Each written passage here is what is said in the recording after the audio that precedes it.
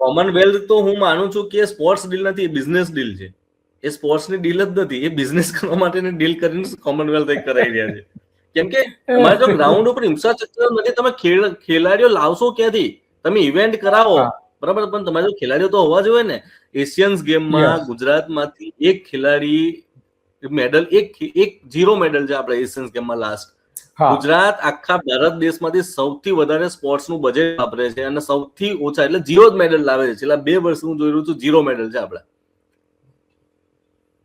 અને એના પાછા એના જે એનું જે ખાતું છે હર્ષભાઈ પાસે છે, રમત ગમત મંત્રાલય. એની ક્રેડિટ લેવા માટે પહોંચી જાય ઇન્ફ્રાસ્ટ્રક્ચર.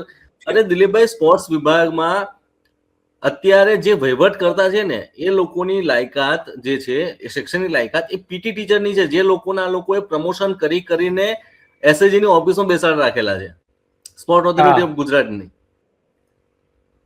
અને જે લોકો લાયકાત વાળા છે, જે લોકો નેશનલ ચેમ્પિયન છે, એ લોકોને કોચિંગ કરવા મોકલે છે ગ્રાઉન્ડ ઉપર. આવું મોડેલ પહેલું છે આખા ભારતમાં, એક જ મોડેલ ગુજરાત એવું છે.